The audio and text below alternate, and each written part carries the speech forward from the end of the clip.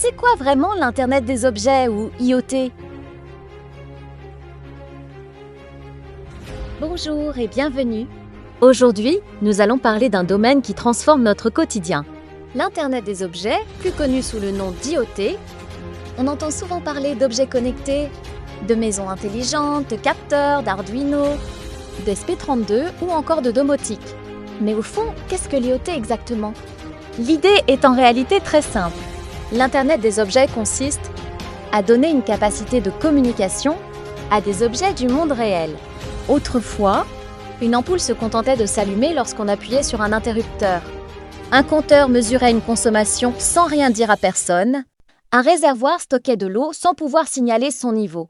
Avec l'IoT, ces objets deviennent capables d'observer, de communiquer et parfois même d'agir automatiquement.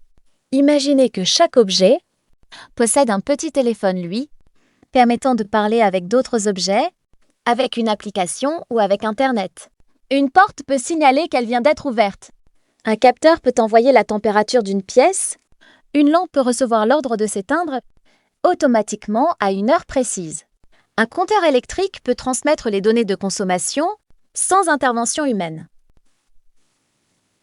C'est cela, l'Internet des objets. Un objet connecté n'est pas forcément complexe. Il peut s'agir d'une ampoule intelligente, d'un capteur de température, d'une caméra IP, d'une serrure connectée, d'un système d'arrosage automatique, d'un traceur GPS ou même d'un bracelet qui mesure votre rythme cardiaque. Mais pour qu'un objet soit réellement considéré comme un objet IoT, il doit être capable de communiquer. Le cœur de l'IoT repose sur plusieurs technologies qui travaillent ensemble. On retrouve l'électronique, les capteurs, les microcontrôleurs comme Arduino ou ESP32, les réseaux, Internet, la programmation et souvent le cloud.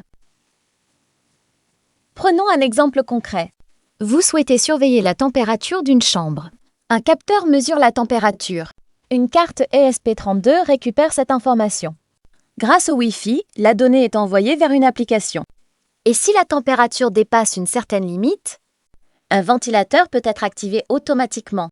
L'objet observe le monde réel, transforme les informations en données numériques et agit si nécessaire.